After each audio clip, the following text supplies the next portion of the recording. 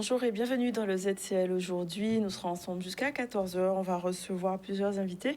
Comme d'habitude, nous avons déjà deux femmes sur le plateau. Madame Brigitte Rode, qui est deuxième adjointe au maire, chargée de l'état civil, de la citoyenneté et du jumelage. Elle est là pour nous parler du festival Patrimoine en Lumière qui a démarré donc hier, c'est ça ? Donc avec une jolie programmation danse, on en parlera vraiment un peu plus profondément sur certains aspects aujourd'hui avec vous. Merci d'être là. Et ensuite, on aura Audrey Fricadière, donc accompagnatrice bien-être. Elle est là pour nous parler d'un atelier bien-être, connaissance à la rencontre de sa matrice. Voilà, tout un programme. Ensuite, on aura Caroline Alix, notre chroniqueuse du ZCL. Elle nous apprendra à exploiter ou à sortir du triangle dramatique qui détruit les familles à petit feu.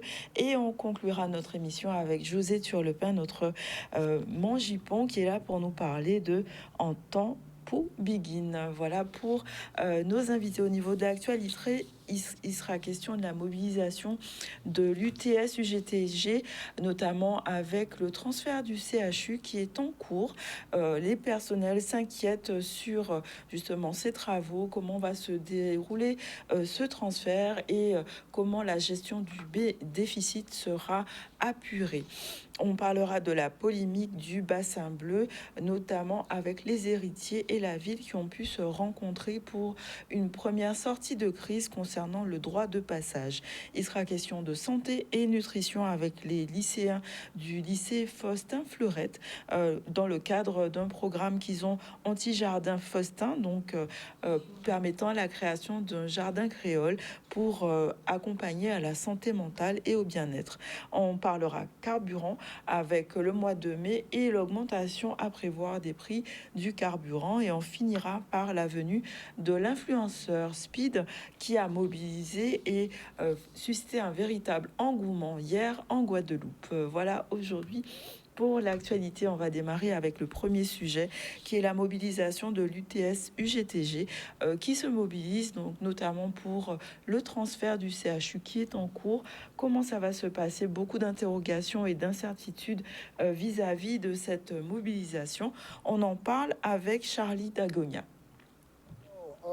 La direction a refusé qu'elle nous fait un accord pour la négociation sur le transfert, les conditions de transfert du nouveau CHU. Ça qui est important que la population ville savent, parce que nous ne pas faire mobilisation pour rien.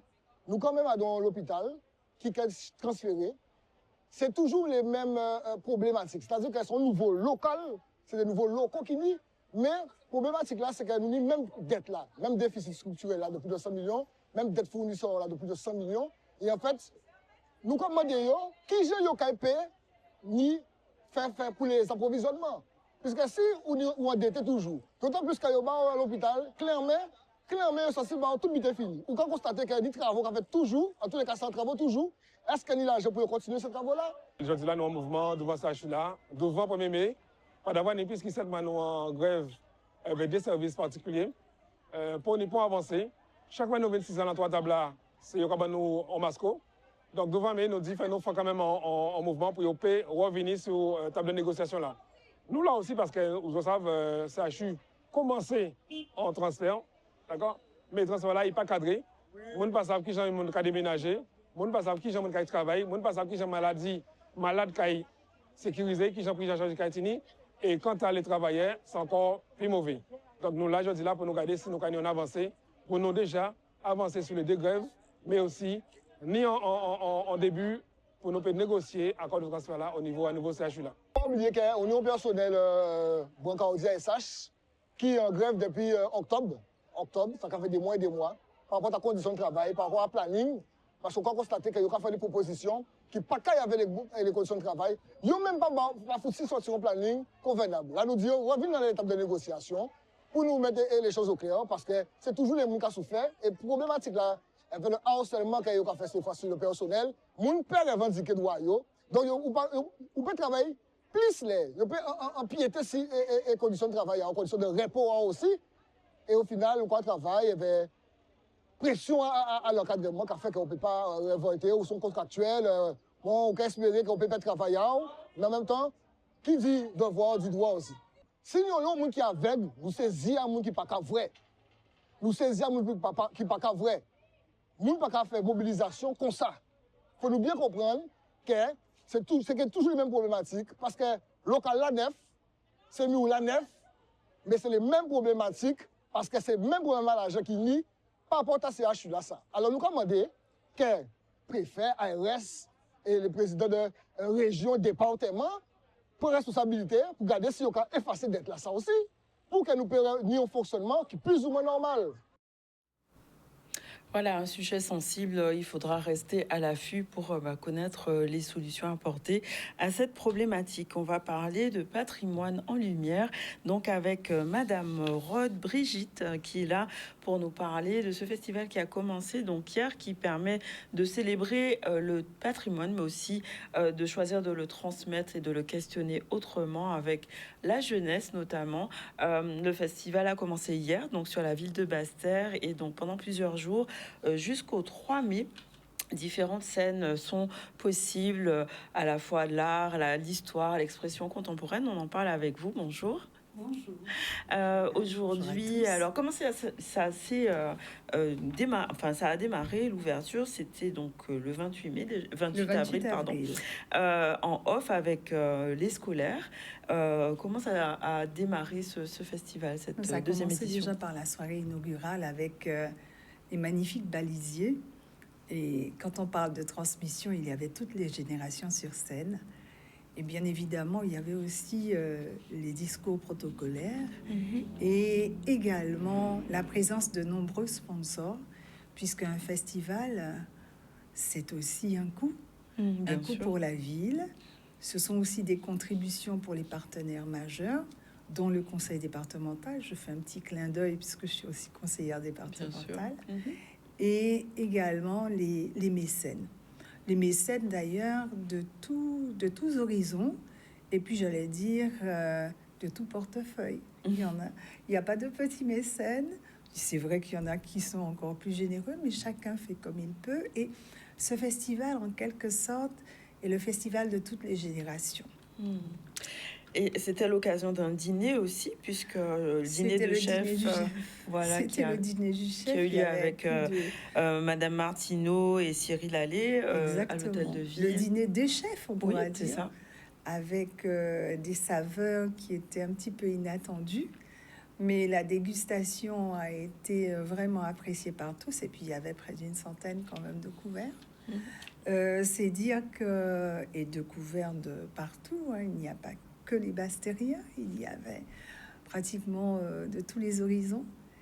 Et c'est vrai que cette année, nous avons ouvert, en tout cas la ville, pour cette deuxième édition, a ouvert aussi ce patrimoine à tout ce qui est culinaire.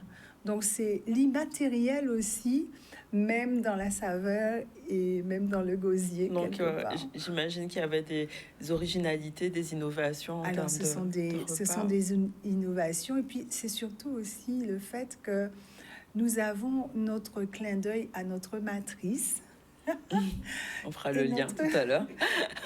et notre matrice, en ce qui concerne la matrice pays, c'est celle des Kalina et des Kalinago. Donc nous sommes inscrits dans le registre Ville d'art et d'histoire, mais nous n'oublions pas d'où vient cette terre, à qui elle a appartenu, en tout cas qui l'a visitée en premier, et puis aussi l'a construite quelque part. Et c'est pour cela que, même si on n'en parlera pas beaucoup, mais je tenais à ce que on va en parler, puisque maximum de gens... Il y a une conférence quand même qui est en lien avec l'esprit Kalinago. Donc ça, c'est samedi. C'est samedi de 10h à 12h dans les salons de l'hôtel de ville, hein, dans les salons d'honneur. Nous aurons aussi la présence de gens qui sont connus, hein, oui, Monsieur Mérillon, Monsieur Mérillon, oui, Thierry Létang. Il y aura peut-être aussi Henri Petit-Jean Rouget, qui nous parlera de la place de la femme, hein, parce que c'est très important. La matrice, encore une fois, suffisamment le rôle des femmes, et ce rôle a été fondamental, hein, dans la civilisation Kalina. Et puis Fred Demetrius, qui est un magnifique modérateur. Et nous aurons aussi Juliana Glasgow. Nous aurons aussi peut-être, s'il peut venir, le grand chef Kalina. Et également, nous aurions souhaité avoir également la présidente en ce qui concerne notre île sœur, qui est... Alors, nous avons une île sœur francophone, c'est la Martinique, et puis notre île sœur anglophone, c'est la Dominique. D'accord. Donc nous espérons vraiment un panel très large. Très large. Pour nous C'est important mieux. De connaître vraiment ses racines et d'intégrer c'est très important. cette partie-là Nous dans sommes, ce festival. Nous sommes 4 continents. Hein. Mhm. Nous avons l'Asie, l'Afrique, l'Europe et puis l'Amérique. Et nous sommes tout près, nous sommes dans les crins même des Amériques. Et il nous semble encore que nous ne sommes pas suffisamment connaisseurs de nous-mêmes. Tout à fait. Mais il est vrai que cela vient de plus de 7000 ans. Donc, Oui, on travaille pour ça. Donc, voilà. c'est aussi pour ça que la jeunesse est au cœur de la programmation, j'imagine. Complètement. Et Donc, cette un année, festival davantage. dédié Oui. dans le festival, un festival dans le festival. on va dire. Exact. Alors, ça a commencé hier.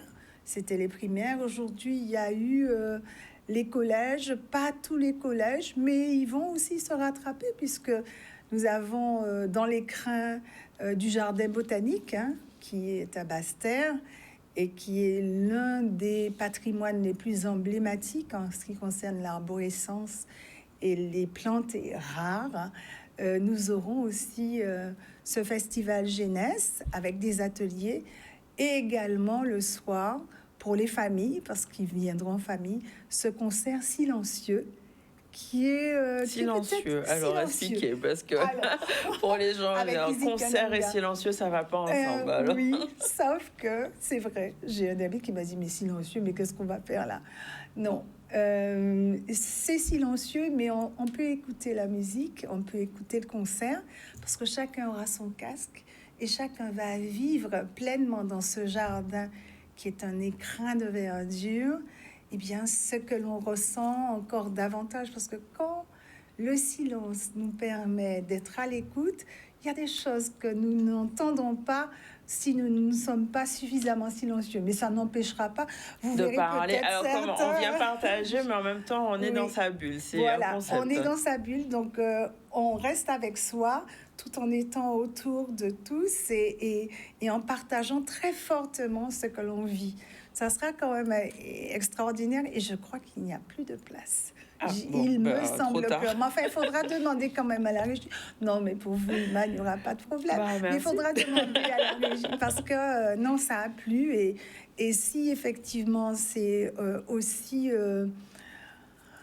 aussi pétillant que ce que nous avons eu hier et que ce que nous aurons aussi aujourd'hui, eh bien, je pense que pour la prochaine édition en 2028, je pense que le concert silencieux aura aussi toute sa place. Bien sûr. Alors, en plus, il y a des expositions qui permettent d'avoir vraiment une lecture différente artistique, on va dire. Et ça, il y en a un peu disséminé un peu partout, j'ai l'impression. Oui, et nous avons eu le bonheur, le jour de l'inauguration, le 28 avril, d'avoir Monsieur Gottberger, qui est photographe, mais qui est un artiste en soi, j'allais dire, multifonction, puisque il, comme tous les photographes et les grands photographes, il nous prend un cliché qui est souvent soit anodin, soit Inattendu. pittoresque, soit inattendu, et il en fait une œuvre d'art. Et si vous allez à Basse-Terre, pour tous ceux qui y vont, faites les trois passages Cicéron, depuis la mairie, la place de la mairie, il y a un premier, donc de la place de la mairie à la rue du Docteur Pita, de la rue du Docteur Pita à la rue Baudot, et de la rue Baudot à la rue Peigné, quoi. Dans c'est pas un labyrinthe, c'est un passage. Et vous verrez des œuvres extraordinaires. Donc, c'est Des une maisons qui ont exposition été hors les sublimes. murs. Ah oui, c'est une c'est protégé, exposition. je veux dire, les œuvres, elles sont quand Oui, même à l'abri. les œuvres sont à l'abri, même je crois, de la pluie, parce que la première fois, il y a eu une belle pluie de bénédiction, mais elles sont restées, donc c'est fait pour. Et puis, ce qui est bien, c'est qu'à Basse-Terre, on a beaucoup de personnes. Je crois que la plupart, mais même les Guadeloupéens, sont des êtres civilisés Et il ne reviendra pas à l'esprit De partir avec une œuvre. ni non On plus sait de tenter de démolir quelque chose qui est si beau. Donc j'invite vraiment toute la Guadeloupe à venir déambuler dans ce passage Cicéron. Et puis il y a un clin d'œil aussi à Caton, je crois. Voilà, aussi. du Oui. conseil départemental, parce que le lionnage est très fort. Et là, c'est dans le patio du palais du conseil départemental. C'est très beau. Même vous cliquez sur le QR code et puis vous avez toute la déambulation également. Et là, ce sont de très belles photos d'Adolphe Caton. Mais vraiment des choses magnifiques. Moi, j'ai vu la poste, je me suis dit, mais pourquoi elle est plus comme ça? Ouais. Mais c'était dans les années 30. Les photos sont magnifiques et c'est vraiment un regard guadeloupéen. Donc vraiment une alliance, on va dire, de tradition, de modernité, création contemporaine. Il y a aussi de la danse et Oui. ça, c'est à partir de ce soir, me Oui, semble-t-il, nous aurons- à l'auditorium Voilà, Jérôme nous Kéry. aurons avec Esprit Libre toute cette floraison de danseurs sous l'égide de Frances Adam-Pacha. Et en même temps, nous avons aussi le Big Banca. Donc voilà. Donc, comment on fait pour 19 heures. choisir? Eh ben, c'est-à-dire qu'on prend en picore. En picore, d'accord. En picore, mais Est-ce qu'on peut faire géant, tout? Est-ce que c'est géant. possible? Je sais pas. Oui, mais en tout cas, on peut déjà commencer. Et on commence par les 3 ambiances, les 3 saveurs, les 3 rues qui 3 seront ambiances. vraiment très animées jusqu'à 23h. Donc de 18 à 23h, la rue Baudot, la rue Peigné, la rue du Docteur Cabre, avec les restaurateurs qui aussi se sont pris au jeu. Donc c'est génial. Et après, on va picorer à l'auditorium.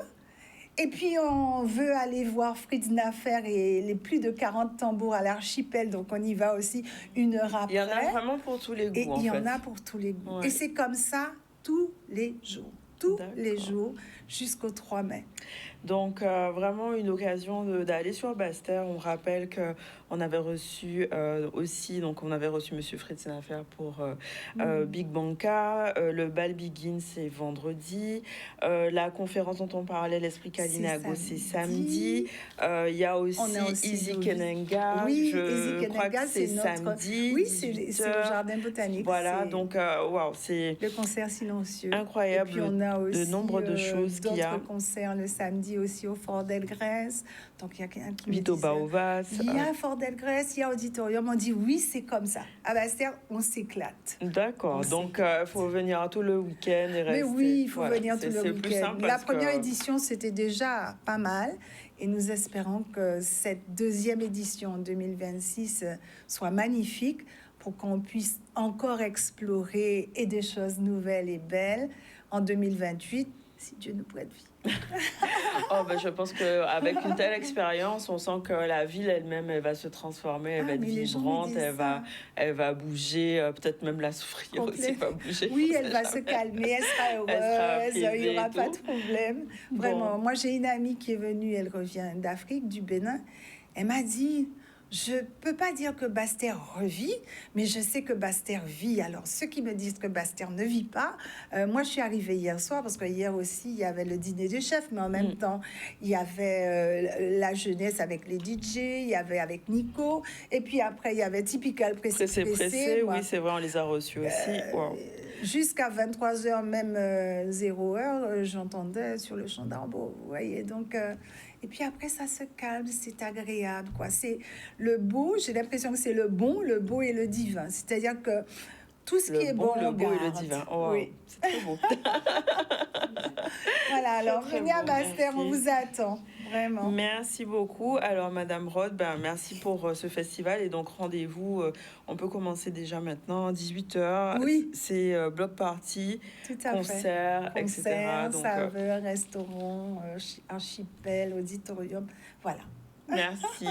On va Merci faire à notre vous. pause publicitaire, comme ça on laissera tout l'espace pour Madame Fricadia pour qu'elle nous parle de Matrice. Ça fera le lien avec ce dont on a parlé.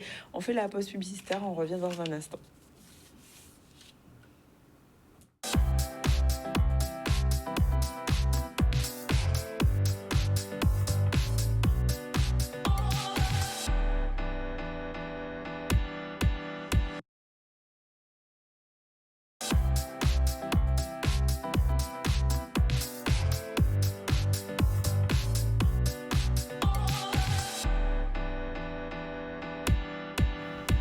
Voilà, nous sommes de retour sur le plateau du ZCL et on va recevoir maintenant Audrey Fricadière, qui est accompagnatrice bien-être. Elle est là pour nous parler d'un atelier rencontre qui aura lieu autour de sa matrice connaissance. Alors, dites-moi plus d'informations sur la matrice. Qu'est-ce que c'est? Bien que moi je sais, mais on va en parler pour que les gens puissent comprendre de quoi on parle exactement. Évidemment. Déjà, bonjour à tous et merci de me recevoir ici. La matrice est un mot qu'on utilise, je vais dire, de manière bienveillante pour parler de notre loge biologique féminin et masculin. Elle recoupe beaucoup d'informations, des mémoires, des blessures. C'est vraiment notre grotte biologique. Vraiment, c'est pour résumer, vraiment très simple, et représente notre organe génital, que ce soit du côté féminin ou du côté masculin. Donc, un homme a une matrice aussi. Un homme aussi a une matrice. Donc, on ne parle pas que de l'aspect utérus à proprement parler. Tout à fait, tout à fait. Pour moi, en tout cas, il y a les deux plans. Même si, effectivement, du premier point de vue, la matrice, elle est vue d'un point de vue féminin, systématiquement. Mais aussi, l'homme aussi a sa matrice de notre point de vue. Donc, je considère les deux. Pourquoi c'est important de rencontrer sa matrice? Parce que malheureusement, on s'en est déconnecté. On s'est éloigné de cette matrice.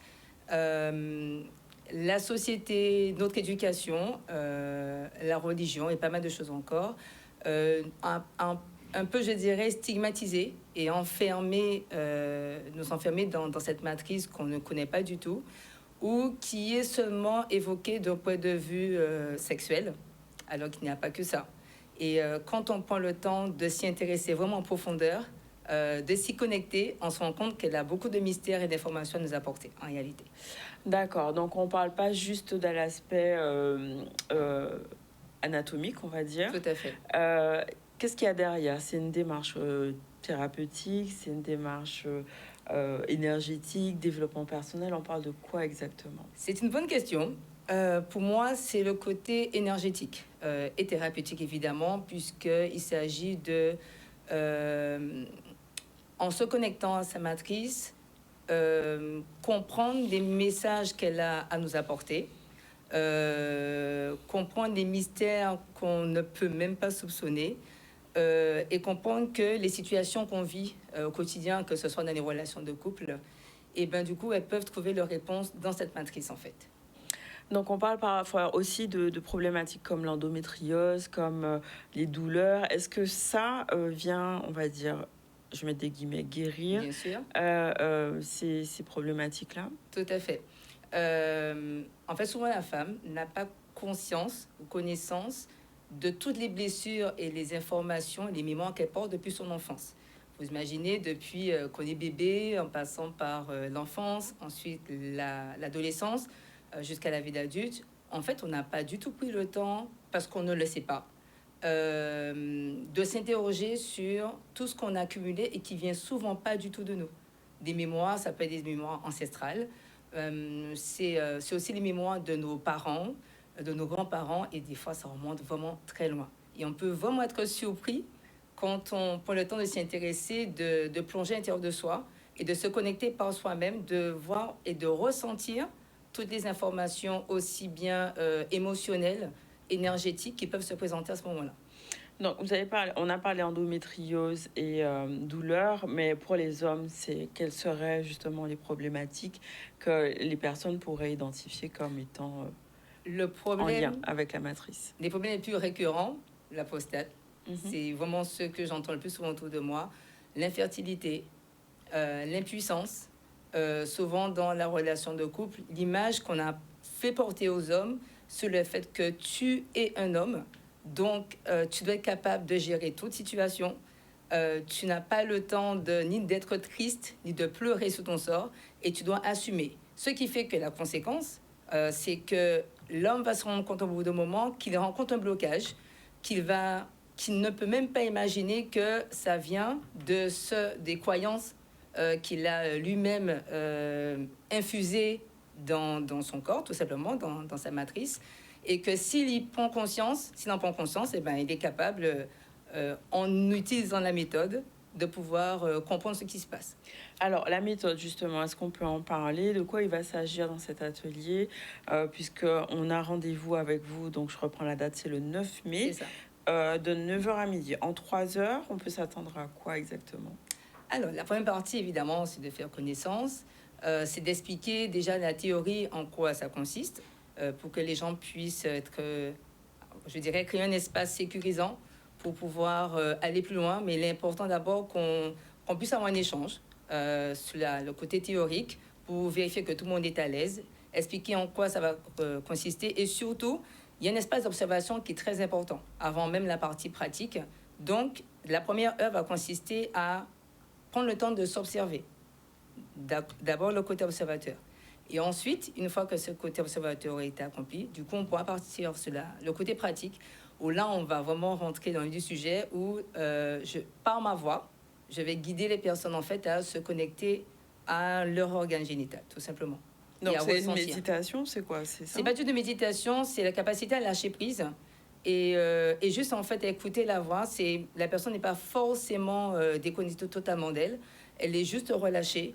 Et en fait, elle va écouter ma voix et répéter par elle-même la commande pour se dire « je me connecte à mon utérus », par exemple.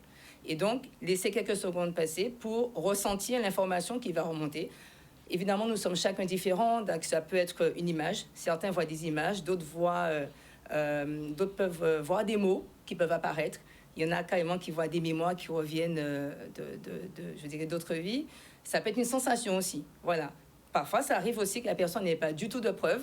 Donc, il ne s'agit pas de rechercher la preuve, puisque le but, c'est que le corps puisse entendre l'information et qu'il fasse ressortir à la surface. D'accord.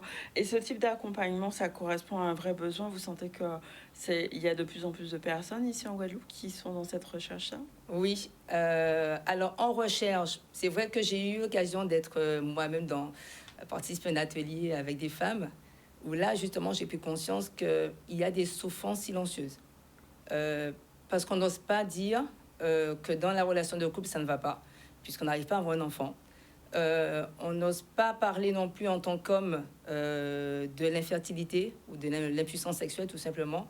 Ne serait-ce que dans ma sphère proche, ainsi que les fois où j'ai pu participer à des interventions aussi extérieures, j'ai pu me rendre compte vraiment qu'il y avait des souffrances qui sont parfois partagées et parfois qui restent silencieuses. Donc, de mon point de vue, c'est vrai qu'il y a un besoin parce qu'on parle de plus en plus de la recherche de bien-être. Donc, il ne s'agit pas de recette miracle, que je précise, ni de diagnostic médical, mais c'est vraiment une invitation à expérimenter et puis à voir ce qui en ressort. D'accord, donc on va mettre la petite affiche à l'écran pour que tout le monde puisse voir aussi. Donc ça va se passer à Sainte-Anne, créé à Cazes, donc le 9 mai, donc de 9h à midi. Oui. C'est un atelier, après on fait quoi? Parce que 3 heures, bon, c'est court. Bien sûr. Il se passe quoi à l'issue de cet atelier? Alors, évidemment, il y a aussi l'espace échange que j'ai prévu sur la dernière heure. Donc, grosso modo, les 2 premières heures se sont vraiment consacrées en fait à donc, la mise en pratique réellement. Et la 3e heure, c'est un espace où on va échanger autour d'un petit cocktail, voilà, un petit brunch de vitalité, je dirais. Et ensuite, à la fin, je vais parler de mon programme parce que je fais de l'accompagnement et je propose aussi des programmes d'accompagnement pour ceux qui veulent aller plus loin, puisque l'atelier, évidemment, ne suffit pas. C'est vraiment un appel à découvrir, à s'initier. Et si on a envie d'aller plus loin, dans ce cas-là, effectivement, je proposais des programmes d'accompagnement à l'issue de cet atelier. D'accord, donc l'accompagnement, c'est quoi? C'est holistique, vous proposez plusieurs, j'imagine... C'est ça, outils, plusieurs exercices. Oui, exactement, plusieurs formules. Ça peut aller juste d'un programme ciblé sur quelque chose que quelqu'un a observé, qu'elle veut travailler. Ou sinon, ça peut être, comme j'ai pu le faire récemment, j'ai accompagné une femme qui a atteint d'endométriose, qui a 40 ans, et pour lequel elle m'avait dit qu'elle ne peut pas avoir d'enfant. Nous avons eu 2 soins. Quelques mois après, elle m'appelle pour me dire qu'elle est enceinte, alors que le monsieur avait dit littéralement que ce n'est pas possible. Évidemment, ça a été pour elle, c'est parti d'une prise de conscience, avant tout, d'un désir de voir ce que son corps a à lui dire. Et justement, quand on a fait ces 2 accompagnements, quand elle a vu les résultats, elle s'est dit qu'elle était quand même sur le bon chemin. Ok, donc en tout cas, cet atelier, ça permet de ralentir, ressentir et vraiment peut-être une porte ouverte vers autre chose. Exact. Donc, on a dit rendez-vous le 9 mai, un numéro de téléphone pour les gens qui veulent s'inscrire. Oui, 06 90 95 77 39. Merci beaucoup, Madame Merci beaucoup. Fricadière, donc, pour cet éclairage, sur cette opportunité pour les personnes, à la fois hommes et femmes, je sais, Tout à fait. mixte. Très bien. On va justement parler avec Caroline de ces schémas qui peuvent s'inscrire pas que dans le corps, mais vraiment dans les relations. Et certains schémas s'installent et fragilisent les équilibres. On parle de triangle dramatique avec toi aujourd'hui. Et on va lancer le générique. On revient dans un instant.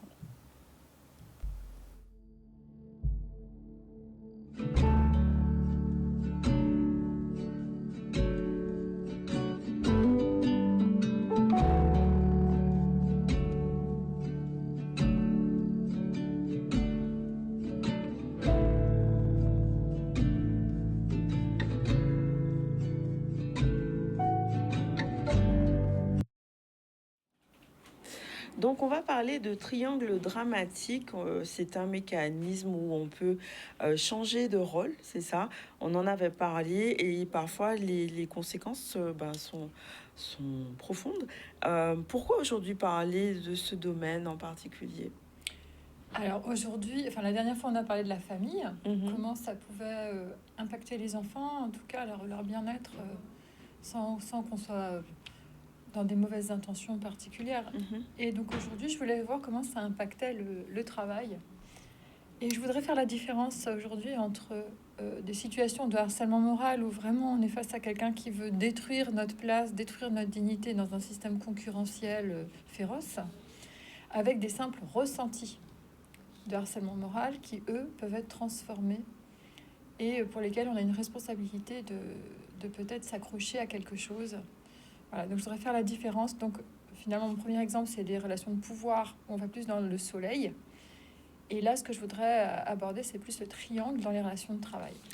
D'accord, donc le triangle, on va pouvoir utiliser cet outil-là, si je comprends bien, pour expliquer ce qui se joue. Oui, alors je vais prendre des exemples. Mais dans la relation de travail, on a un triangle naturel qui va se déclencher sur fond de liens de subordination, qui va être l'employeur bourreau, le salarié qui a un devoir d'obéissance par rapport aux directives va se ressentir plutôt victime. Et dans le paysage professionnel, il peut y avoir une assistante, une secrétaire qui essaye de calmer les choses pour que tout le monde se sente le moins mal possible. On va dire que ça va être le sauveur. D'accord, donc tu peux nous donner un exemple, par exemple mettre des mots, des noms concrètement pour qu'on Voilà, puisse... alors typiquement un triangle dramatique qui peut se déclencher au travail. J'ai pris l'exemple d'un cabinet d'architecture. Bruno, c'est le boss, c'est l'architecte. C'est le bourreau. Pas tout de suite. Pas tout de pour suite, le moment, d'accord. pour le moment, on va encore lui donner le bénéfice du doute. D'accord. Mais Bruno, il faut qu'il dirige son bateau. Voilà. Et il a un dessinateur, Laurent, qui est sur un gros projet depuis longtemps. Et on va prendre l'exemple, par exemple, d'Isabelle, l'assistante qui assiste à une scène pas très agréable. Et comment tout ça, on va pouvoir le gérer sous l'angle du triangle dramatique. Très bien. Alors, allons-y. Situation. Situation. Alors, par exemple, Bruno arrive en disant « Bon, t'arrêtes tout ce matin. À Laurent, t'arrêtes tout ce matin. On change de programme. T'étais en train de travailler sur quelque chose depuis longtemps. Mais là, je te demande de tout arrêter. Réunion dans 1 heure. Et on bascule sur un nouveau projet. » Wow, le choc. Le choc, parce que Laurent, il se défonce depuis des mois pour tout mesurer, que tout Il a soit travaillé précis, pour rien. Et d'un seul coup, il sert plus à rien, tout son travail sert à rien, et il est coupé dans son élan. Et il n'y a aucune considération pour son besoin de faire le deuil du précédent projet. Bim, d'un seul coup, tous ses efforts ruinés, ça va pas trop, réunion dans 1 heure. Bon, admettons, il arrive un quart d'heure en retard. Il rate En plus. le début de la réunion. 1, parce qu'il est un peu déçu. Sonné, c'est ça. 2, peut-être il avait des rendez-vous à annuler. Il attendait peut-être par respect pour la clientèle. Ouais. Donc il a pu avoir des rendez-vous à annuler, qui fait qu'il est arrivé en retard. En attendant, il va se prendre une veste devant tout le monde. D'accord, oui. Il va se prendre une veste devant tout le monde. t'exagères, t'es en retard d'un quart d'heure, je vais pas recommencer la réunion à zéro pour t'expliquer le nouveau projet, je vais pas retarder tout le monde, c'est pas correct ce que tu fais, quoi. Un truc comme ça. D'accord. Donc là, Laurent, il s'en prend plein la figure une deuxième fois. Et tout ça fait que il peut avoir un ressenti de harcèlement moral. Pour autant, est-ce que Bruno a l'intention de se séparer de lui ou autre? Pas forcément. Bruno, il est dans autre chose, dans d'autres besoins. D'accord. Et c'est quoi le rapport avec le triangle, du coup? Comment on le situe? Alors, l'intérêt du triangle, dans un exemple comme celui-là, qui peut se jouer de manière... qui peut prendre plein de formes différentes au quotidien dans les relations de travail, c'est que quand on va traduire tout ça sous l'angle des besoins de chacun, on va pouvoir revenir au centre du triangle. Si on pouvait mettre le schéma, je sais pas si... Oui, il va mettre le schéma, ouais. il va suivre. Il Voilà. va arriver à un moment... Voilà. Donc, il faut descendre un petit peu pour qu'on voit bien les angles du triangle. Donc, on a bien la victime, Laurent, le bourreau, Bruno, et le sauveur, Isabelle. Donc, l'idée, comment on va faire pour revenir au centre du triangle? On va traduire toutes ces situations en besoins, tout simplement. Par exemple... si on traduit en besoin la situation de Laurent, on va se rendre compte qu'il avait besoin de respect pour l'investissement dont il avait fait preuve, le travail fourni, de considération et de respect pour son honneur, parce qu'être invectivé devant les collègues alors qu'il fait de son mieux, certes il a raté une marche, mais ça mérite pas non plus d'être conspué devant la collectivité. Sur la place publique. Donc son besoin de respect pour son honneur, son besoin de considération, tout ça a peut-être besoin d'être retraité à un moment donné. Maintenant, Bruno, il a d'autres besoins, lui, qui sont tout aussi légitimes. C'est le besoin de rentabilité, de donner satisfaction aux clients, besoin d'organisation, de coordonner les équipes. Voilà. Donc, il est dans son rôle, en vrai. Il est dans son rôle, mais en attendant, c'est blessant ce qu'il a fait. Donc, c'est la façon de faire. C'est la façon de faire qui va pas. Donc, je dis pas que ça va pas arriver. Faut pas couper les cheveux en 50 non plus. On n'a pas le temps. Il faut savoir glisser sur certaines choses. Mais peut-être d'organiser dans les entreprises des petits espaces de comment on appelle ça, de coordination, de réflexion pour retraiter des moments qu'on a trouvés douloureux ou difficiles, mais sous l'angle des besoins, parce que là on est en sécurité, on va pouvoir dire à son patron qu'on a été blessé sous un certain angle, mais sans pérenniser la chaîne, en fait. On va pouvoir retraiter tout ça pour pouvoir le poser. Si à un moment donné il y a des espaces où on peut reprendre des points de tension qu'on a pu avoir dans la semaine avec quelqu'un de neutre, c'est encore mieux, quelqu'un qui n'a rien à voir avec le système, avec qui on peut poser tout ça.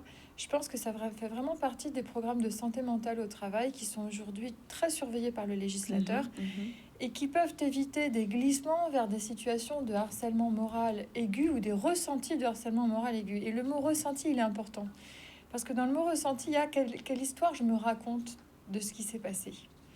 Et si vraiment j'ai une petite fragilité dans ma confiance en moi et que je finis par me dire mais décidément on m'aime pas, je suis le mauvais objet, faut que je parte parce que je suis pas à ma place, parce qu'au niveau du mental il manque quelque chose et il n'y a pas assez de résistance aux messages négatifs, mais ça peut être grave en termes de pression et de ressenti de pression au quotidien dans le travail. Voilà, donc c'était un petit peu ça que je voulais aborder avec toi et avec les auditeurs aujourd'hui. D'accord. Donc, en fait, c'est le plus important, c'est de revenir aux besoins pour mieux réguler, en fait, ses émotions et la situation. Oui, pourquoi? Parce que tu sors des rapports dominant-dominé, j'ai raison, tu as tort. Vouloir imposer à Bruno qu'il a déconné, ça va servir à rien. Le gars, c'est le boss, il fait comme il veut, il organise son timing comme il veut et il n'y a rien à dire, je veux dire. Donc...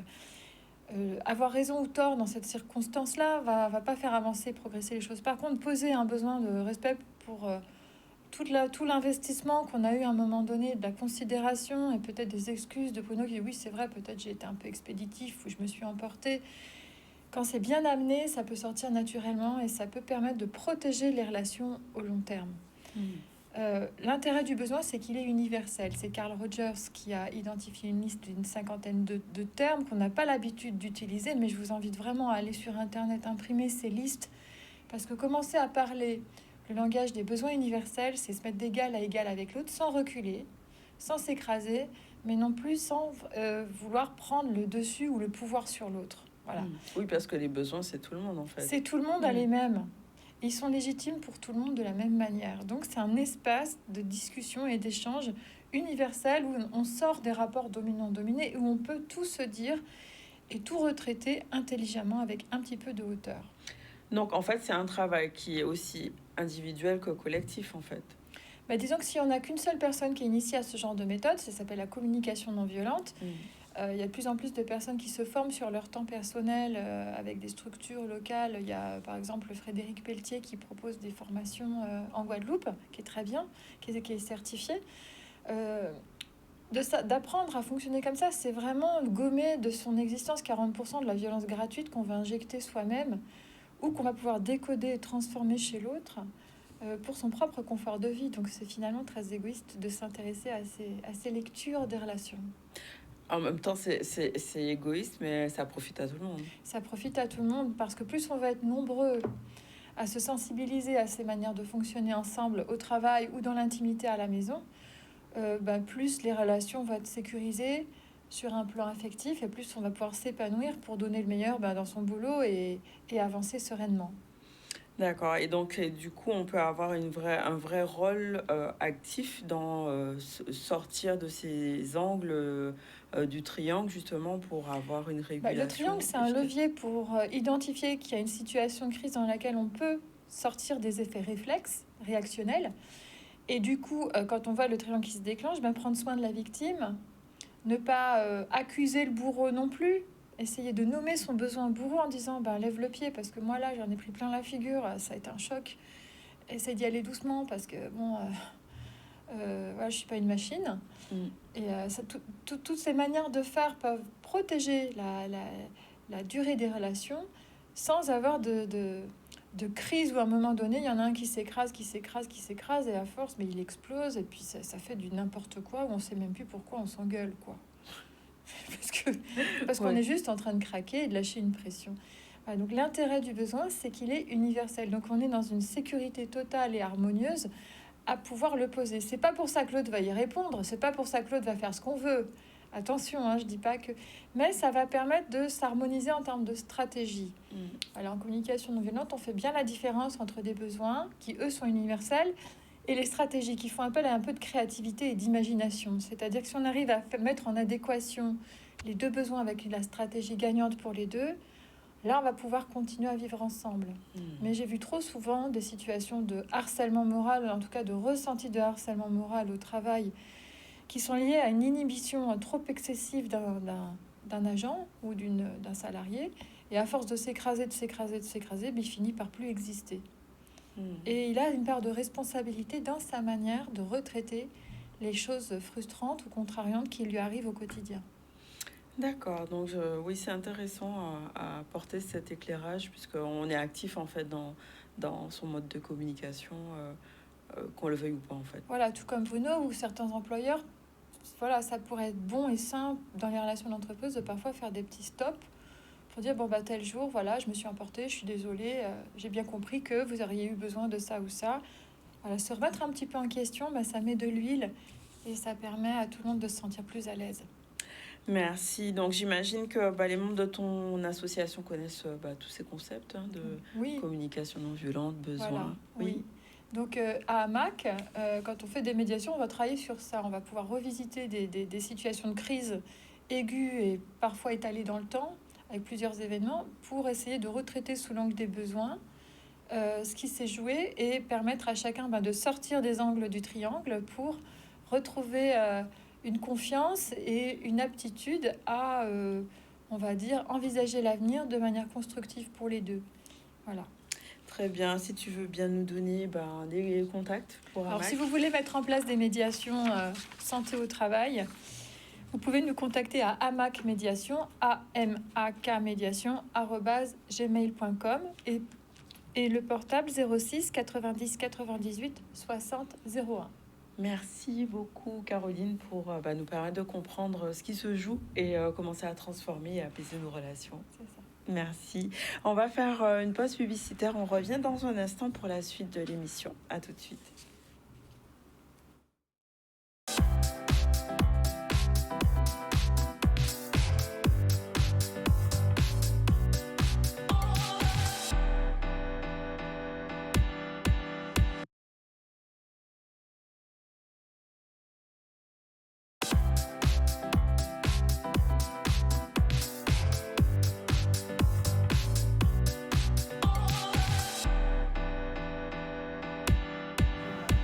Nous voilà de retour sur le plateau du ZCL. On va recevoir dans un instant José Turlepin, notre chroniqueuse pour On Temps pour Begin, focus spécial sur la Begin. Bonjour.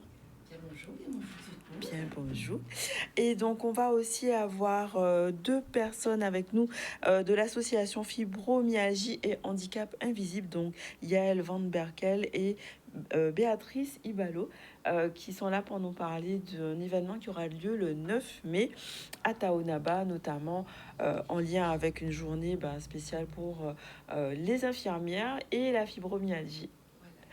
On revient dans un instant, on va parler d'actualité et de la polémique autour du bassin bleu, un lieu emblématique donc qui est aujourd'hui au cœur d'une controverse et un droit de passage avait été instauré entre qui ravivait les tensions avec les héritiers et les collectivités. Une première réunion a eu lieu pour justement apaiser ces tensions. On voit un reportage d'Olivier Félix.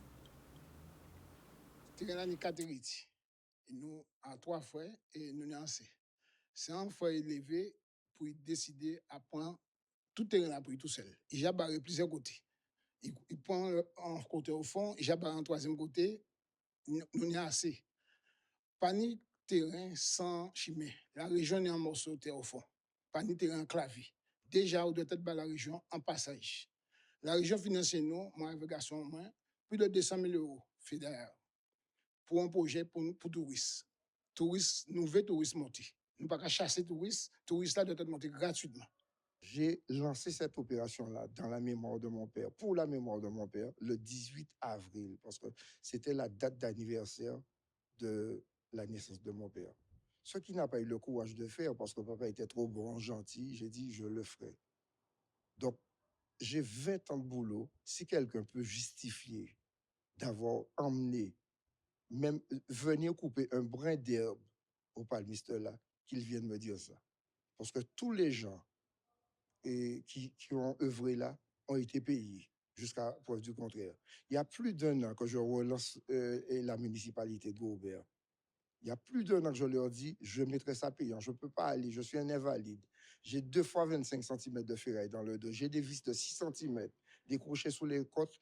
Je ne peux pas aller ramasser les ordures des gens, payer des impôts et continuer. Il parle de contrat que papa avait fait. Le SMGAG m'envoie des factures d'eau. Expliquez-moi ça. Ils vendent de l'eau sur mon terrain. Ils ont fait passer des tuyaux alors qu'ils allaient donner à un voisin 350 000 euros. Ils ne nous ont rien donné. Je ne veux pas de leur argent. Ils nous envoient des factures. Vous imaginez? Est-ce qu'un Guadeloupéen peut accepter ça d'un autre Guadeloupéen? Ils nous envoient des factures d'eau. J'ai les copies des factures. Et ils passent sur notre terrain. C'est nous qui coupons l'herbe. C'est rare que les employés du SMGAG viennent couper l'herbe. Quand il n'y a pas de respect de convention, la convention devient caduque.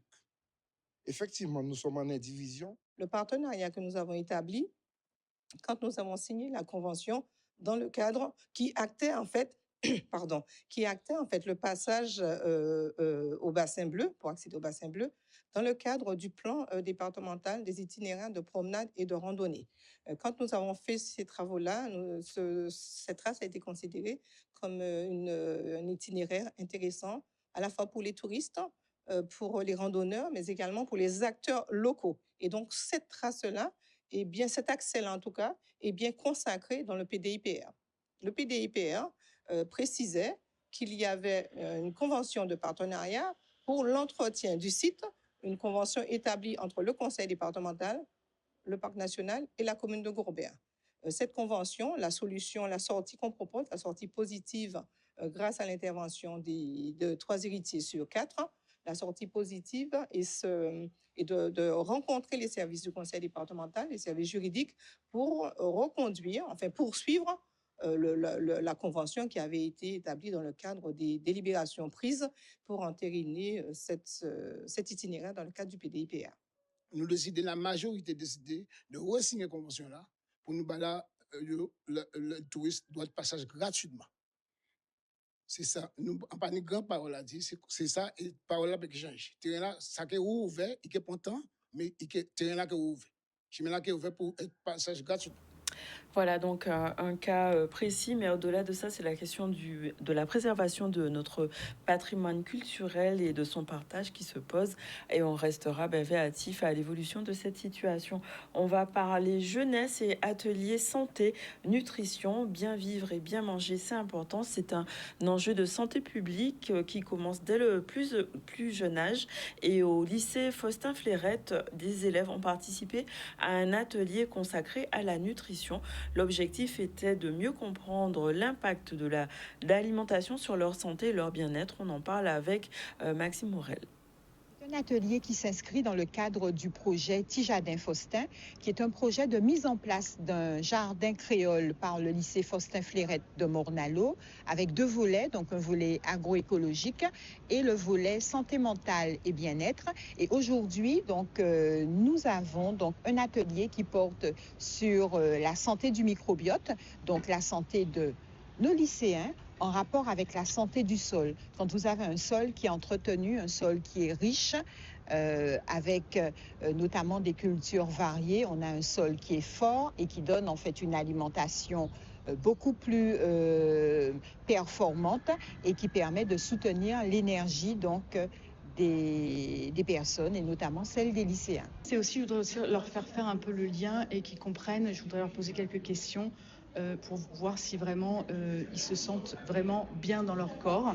S'il y a des personnes qui ont parfois mal au ventre ou des maux de tête ou des coups de barre ou des choses comme ça, et que peut-être leur attirer l'attention sur le fait que manger autrement, ça pourrait leur enlever ces inconforts. Donc j'aimerais bien discuter là un petit peu avec ça pour qu'ils puissent le sensibiliser. Parce que moi, quand j'étais jeune, j'avais toujours plein de mots, MAUX, mais je n'avais pas compris que ça venait de mon alimentation. Donc à force que les gens leur disent qu'il peut y avoir une passerelle entre les deux, eh bien, il y a un jour où on écoute, et puis quand on en a marre d'être malade, eh bien, on peut peut-être changer quelque chose. Donc peut-être que là, pour l'instant, ils écoutent d'une oreille, mais si un jour ils sont vraiment plus malades, ils vont se dire « Ah oui, j'ai appris ça, tiens, là, cette fois-ci, je vais peut-être quand même l'utiliser. » J'ai appris à faire fermenter le gingembre, donc ça m'a beaucoup plu.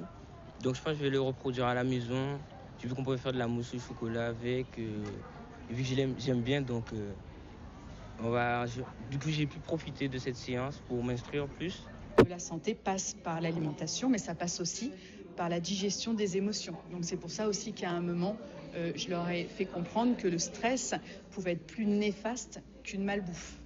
Voilà, en premier c'est le stress, en deuxième c'est la malbouffe. Donc déjà si on arrive à mieux gérer le stress et en plus manger d'une façon un peu plus consciente, là on peut commencer à avoir des choses qui soient plus intéressantes au niveau de la santé, de l'équilibre. Du coup, j'ai pu apprendre comment rétablir mon métabolisme.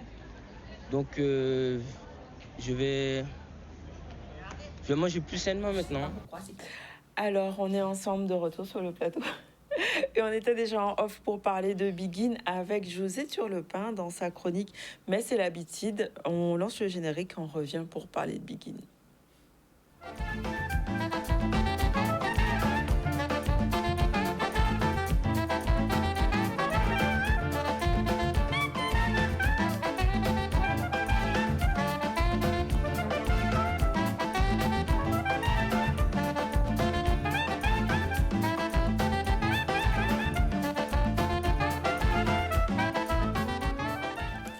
Donc, on va parler Begin aujourd'hui. Bonjour José. Bonjour.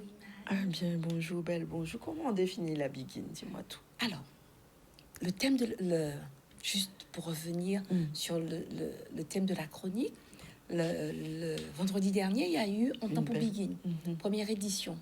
Et, ça veut dire qu'il y en aura d'autres. Alors, j'espère. Oui. J'espère, parce que je vais vous faire vivre un petit peu l'ambiance. Et c'était pour ma l'occasion. Je me suis rendu compte qu'il y avait des jeunes, il y avait même beaucoup de touristes.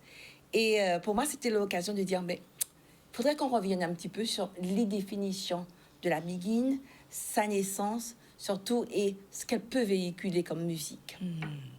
Voilà. On est parti ensemble, allons-y. Absolument. Alors, la Begin est à la fois un style musical, donc une musique, mais aussi une danse, une façon de danser. Le style musical s'accompagne de cette façon de danser.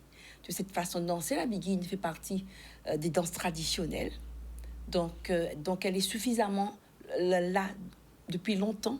Depuis, on l'a suffisamment expérimentée pour qu'elle puisse aujourd'hui rentrer dans ce que nous avons appelé le patrimoine immatériel. Non, surtout le répertoire du chant dansé. Mm. Donc, elle n'est pas encore classée, mais le quadrille... Elle devrait. Elle devrait, oui. Mais le quadrille est classé. Donc, le quadrille se danse à partir de la biguine, mais je pense qu'il y aura une nomination spéciale. Donc, elle est là depuis suffisamment longtemps. Donc, elle fait partie de notre répertoire. Et cette biguine fait partie de ce que nous appelons les danses de bal. Donc, les danses de salon. Donc, la biguine, généralement, elle se danse dans un cadre de bal avec un orchestre. Un orchestre qui va jouer de la biguine. Et pour aller à ce bal, il y aura des façons de s'habiller. Pour aller au bal, on s'habille. Il y a un code. Il y a un code. Et c'est l'occasion de revenir sur le code vestimentaire du costume créole. Lorsque c'est un bal de l'après-midi, on aura une tenue créole de l'après-midi. Donc, voilà. Donc, soit costume jupe-chemise, costume doudou, robe à corps légère, en tissu léger, pas vraiment des coiffes, mais juste des marées-têtes. Quelque chose de léger pour l'après-midi. Et lorsque le bal, au contraire, va se faire le soir, on aura un costume beaucoup plus travaillé, beaucoup plus sophistiqué. Pas tout à fait d'apparat, mais beaucoup plus sophistiqué, dans des matières un petit peu plus recherchées et surtout un costume un peu plus couvrant. Couvrant, voilà. Parce que l'après-midi, on mettra des robes légères. Parce qu'il fait chaud. Il fait chaud. Et le soir, on pourra se permettre des choses beaucoup plus couvrantes. Donc, rappel, hein, le code vestimentaire du costume créole, il est très codifié. Par contre, il se lit très facilement. Donc, pour vous, les jeunes générations, l'occasion de le connaître et de le lire. Tout à fait. Voilà. Tout à fait. Alors, est-ce qu'on peut revenir déjà à la caractéristique musicale de cette musique? Comment on pourrait définir ce style musical? Alors, c'est une musique très, très, très métissée.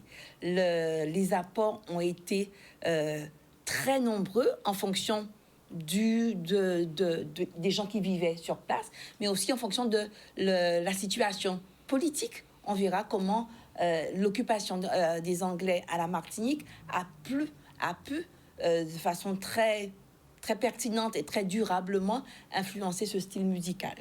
Donc, il résulte de mélange d'influences africaines et aussi européenne. Mais on va voir la part de chacun dans l'évolution de cette biguine. Alors, c'est un style qui émergea aux Antilles. Donc, la naissance de la biguine est sûre. Elle est née aux Antilles. La datation est moins précise, en revanche, mais on sait qu'elle est née ici. Guadeloupe, ça Martinique. n'existait pas avant ailleurs. Non, et ça n'existe. Alors maintenant, on la rejoue, mais elle est née ici. On peut revendiquer cette paternité. D'accord. Et donc, tu parlais d'influence. Alors, oui, les influences sont très nombreuses. Alors, les airs de biguine qu'on a entendus avant et même maintenant sont tirés d'un mélange d'expressions musicales très plurielles. Musique lyrique, musique de chambre, des sonates, des airs d'opéra, des kalandas africaines. Je vais expliquer tout à l'heure c'est quoi les kalandas. Et aussi des airs rythmés tels que le belay et le groka. Et un peu plus tard, on s'est rendu compte qu'il y a eu des influences de musique américaine qui se jouaient américaines parce qu'elles sont arrivées avec les corsaires et les flibustiers qui avaient à l'époque dans nos baies. Voilà. Donc, cette influence aussi a marqué... Alors, parce qu'on verrait, il y a plusieurs types de biguines. Il y a des biguines wabab, des biguines vidées, des biguines polkées. Toutes ces biguines, en fait, sont sous influence de ces apports. Et les musiciens, en fonction du moment de l'instant, en fonction des modes, parce qu'il y a beaucoup de modes dans les styles musicaux, tous ces apports vont influencer la biguine qu'on joue à un moment précis.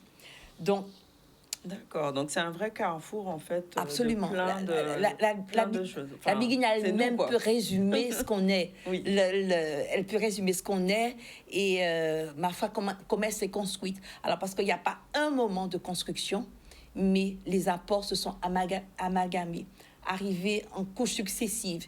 Mais ces apports, il n'y en a pas un nouvel apport qui a chassé l'autre. Ils se mélangeaient Oui, comme ils on se sait mélangeaient. faire, nous. Bah oui, Ils tout se à fait. mélangeaient, plus ou moins ou plus, mais ils se mélangeaient. Et est-ce que c'est vrai que... Alors, c'est quoi c'est Guadeloupe ou c'est Martinique, la biguine? Alors là, c'est la Ah, grande la guerre. question. Alors. La grande question. Chacun en revendique, Guadeloupe et Martinique, la paternité de cette biguine. Alors, de toute façon, dans la biguine, il y a les influences des deux. Il y a les influences du Gros-Cas, il y a aussi les influences du Bélay. Mais il se trouve que historiquement, la Martinique, surtout la ville de Saint-Pierre, qu'on appelait la Petite Paris, avait un bouillonnement culturel qui était tellement intense à un moment qu'elle a éclipsé les autres îles. Une raison historique, c'est que les plus gros planteurs se trouvaient sur l'île de la Martinique. Donc, ils avaient les moyens d'avoir de plus gros orchestres. Et puis, Saint-Pierre était une ville où il y avait des fêtes en continu. On parlait des bals de Saint-Pierre dans toute la Caraïbe. Donc, c'est peut-être pour ça qu'on a envie de dire que la biguine serait née à la Martinique et surtout à la ville de Saint-Pierre. Mais ça, des historiens aussi, trouvent des écrits très précis de ces bals, de ces orchestres qui sont nés à Saint-Pierre. Mais précisément, on peut dire que la biguine, elle est née sur les deux îles, même s'il y en a une qui a su la mettre davantage en évidence, en lumière. Alors, on a quand même eu, tu parlais récemment de cet événement en temps pour Biguine, c'était... le week-end dernier. Le week-end dernier, oui, Ouais, c'est vrai. ouais. Récemment, c'était le week-end dernier, justement. Est-ce que c'était l'objectif de remettre au goût du jour les balles, les tenues et la beauté de cette... Absolument, de cette absolument. Je pense que ça a été l'objectif phare de cette manifestation. Faire découvrir, faire redécouvrir la biguine, mettre en évidence les orchestres de biguine, parce que cette journée, 3 orchestres en live.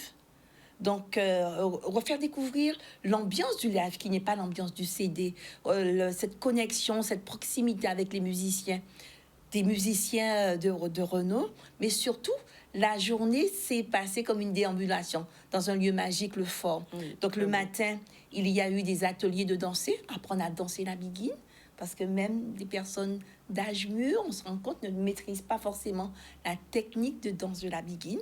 Donc, les ateliers de danser biguine avec les ballets, les balisiers et l'Académie du Cas, avec à chaque fois des restitutions. Des ateliers pour apprendre des chants de biguine avec Florence Napri. Donc, interpréter la biguine, revenir sur aussi l'histoire de ces chanteuses qui ont marqué la biguine. Et cet atelier, on a appris un beau chant de Magnolia Pioche qui a été restitué en formation chorale. Toute la journée, 3 orchestres, 3 ambiances en live. Toute la journée. Toute la journée. Wow. Il y a eu des déambulations comme ça dans le fort. Et puis, des ateliers des marées-têtes avec Ronnie Théophile et j'ai oublié son nom, excusez-moi, des balisiers qui ont animé des marées-têtes. Une exposition sur la biguine, sur l'histoire de la biguine animée par Ronnie Théophile. Exposition qui sera là, qui sera visible jusqu'au 17 mai. D'accord, donc on peut encore y continuer. aller. Et puis, alors, l'événement le plus émouvant, c'est qu'il y a 3 jeunes musiciens qui sont issus d'Authentic Cas, mais qui se produisent en trio. Et 3 jeunes qui ont vraiment investi cette musique et qui la jouent comme la musique traditionnelle.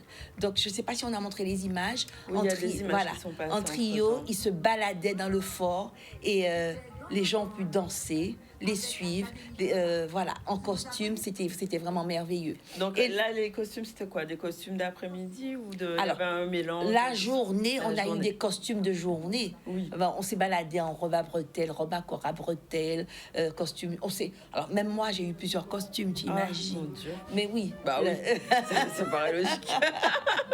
Donc, pour déambuler, alors, biguine aussi, mais manger créole avec l'association des cuisinières de Guadeloupe qui ont assuré le buffet le midi, mais tout ça dans le fort. Donc le fort, vraiment, il était là à vivre. On entendait les flubistes, les corsaires cancaner. Et nous, on était là à leur dire attention, on begin.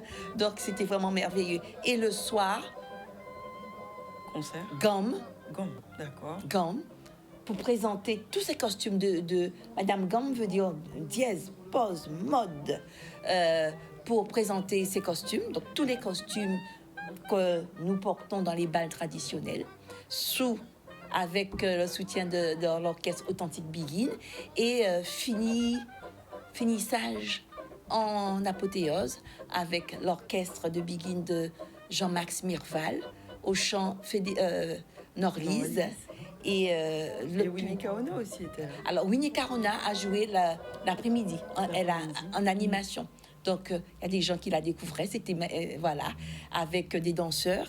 Et le soir, l'apothéose avec ce bal sous le regard des étoiles, un bal Begin. Donc, les gens étaient vraiment présents, émus, contents d'être là. Ravis d'être là.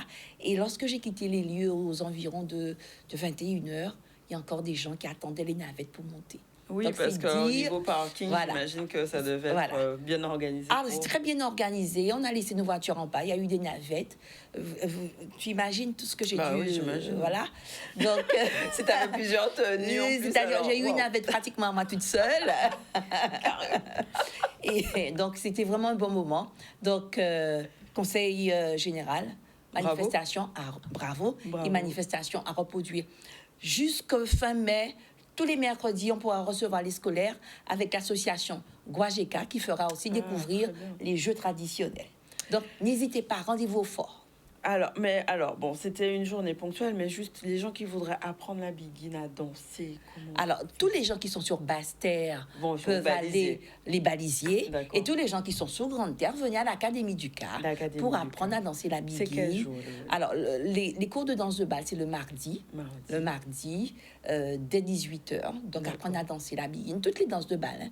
Donc, la Begin, et on vient avec sa tenue ou bien on vient sans tenue? Alors, pour l'instant, on peut venir avec une jupe simple, mais au fur et à mesure, vous ne pourrez pas vous faire l'économie d'une tenue. C'est pas possible de danser absolument sans. pas.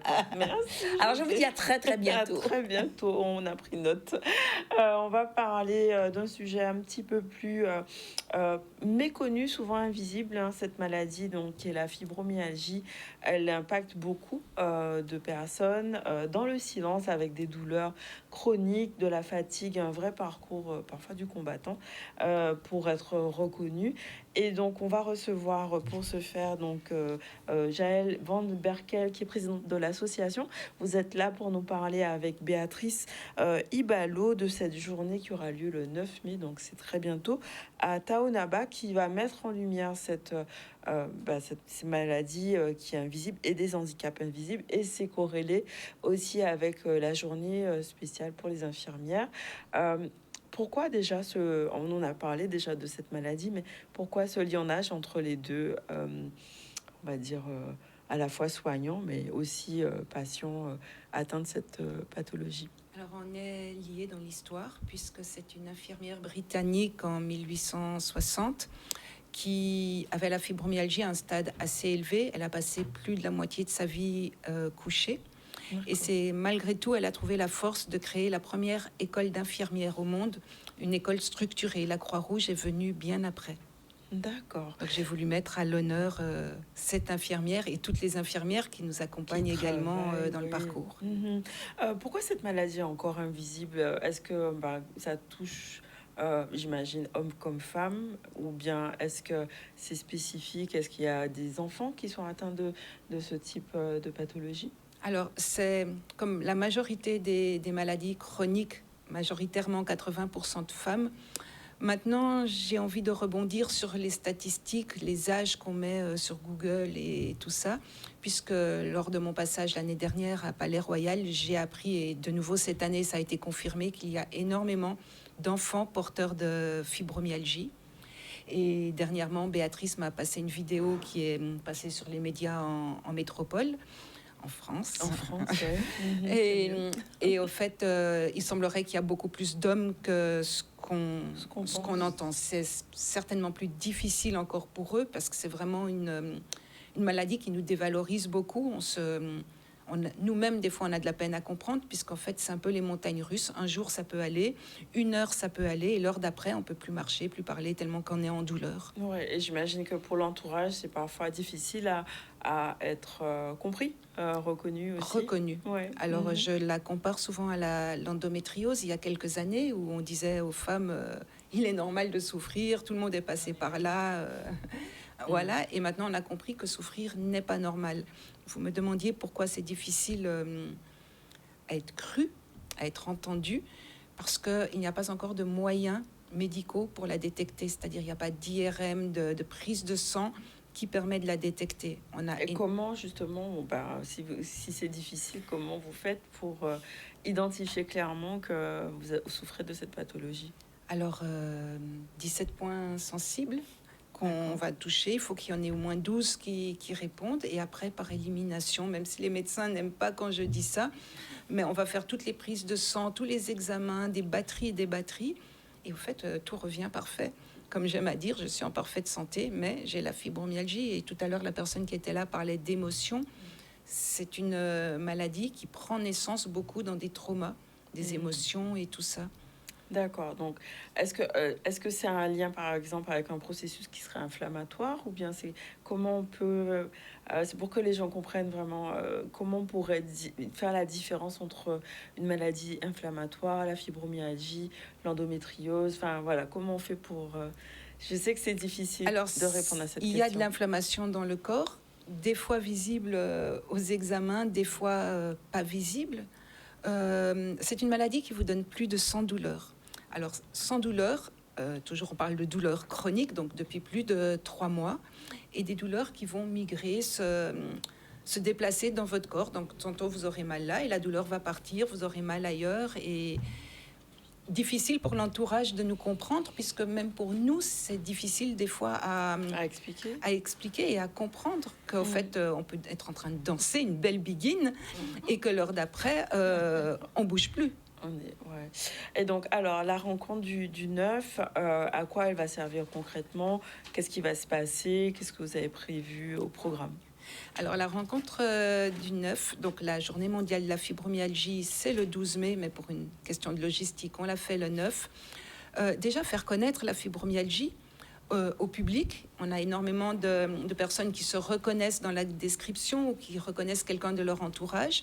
Également aider le personnel médical à mieux comprendre cette maladie, à mieux nous écouter, à mieux essayer de nous aider. On aura également à disposition tout ce qui j'appelle médecine alternative ou thérapie alternative.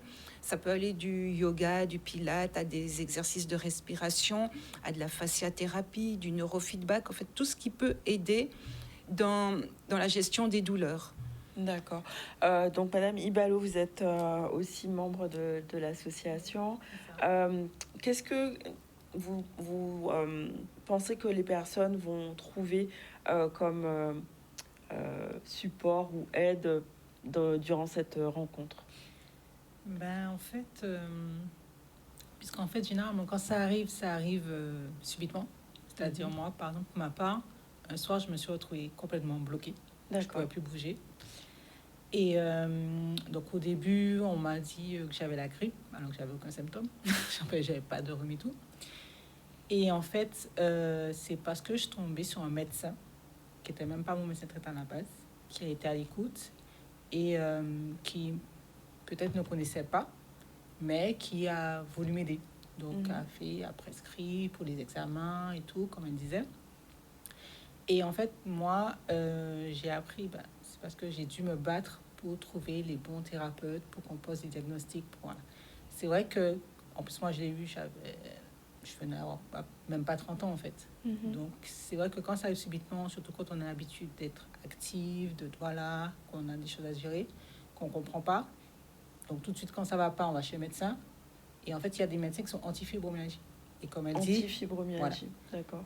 Ils disent... J'allais dire comment c'est possible. Moi, j'ai eu des médecins... Fibrosceptiques. Voilà. Même un nom, fibrosceptique. Moi, on m'a même dit, il y a un médecin qui est quand même expert, qui m'a dit c'est la maladie fourre-tout. C'est-à-dire, on a trouvé un terme, c'est une maladie, voilà, fallait trouver un terme, donc c'est la maladie fourre-tout.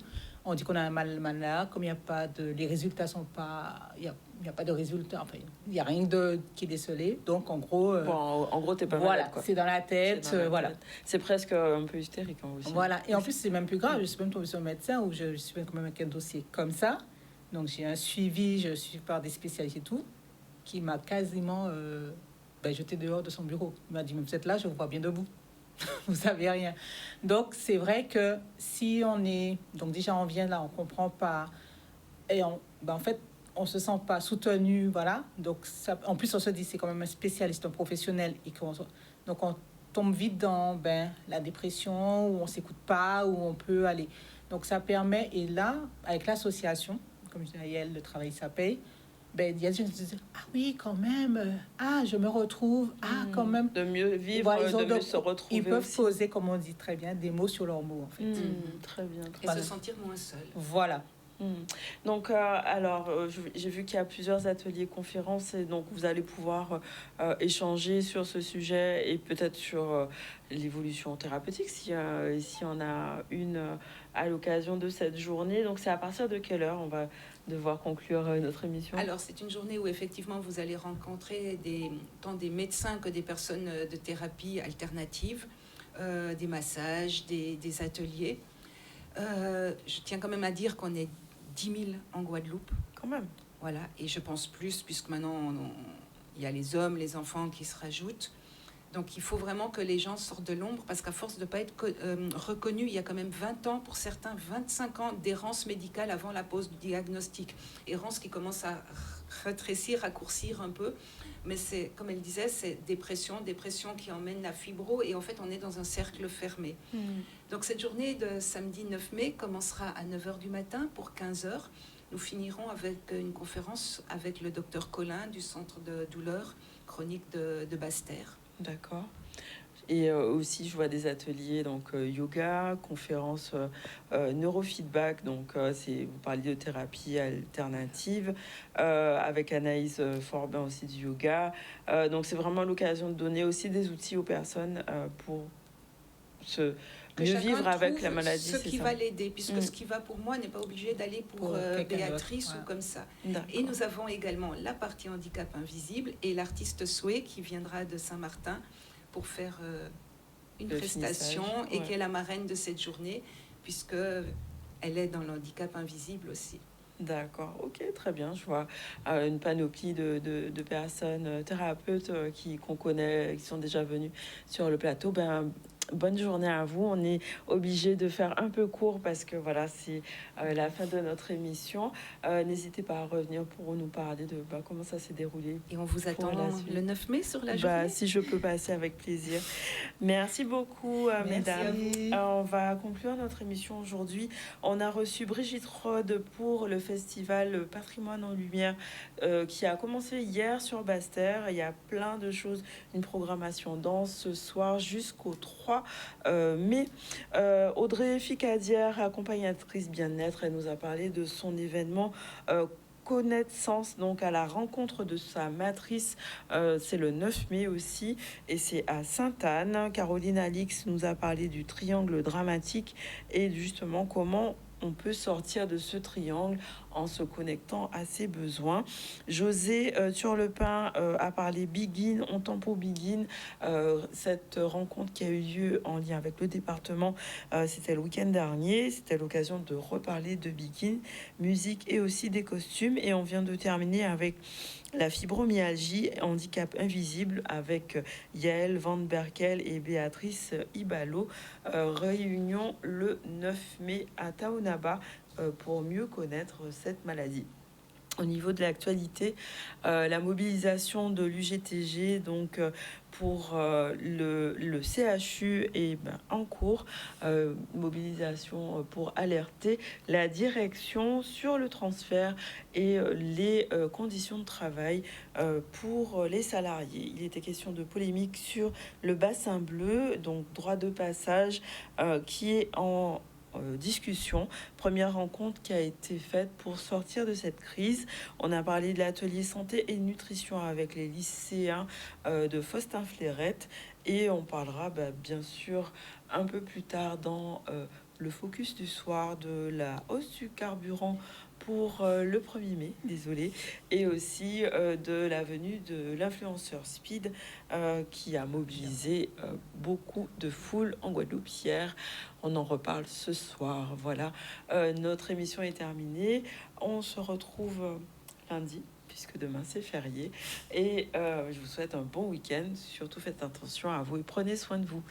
À la tech, c'était Daniel et bonne fin de journée.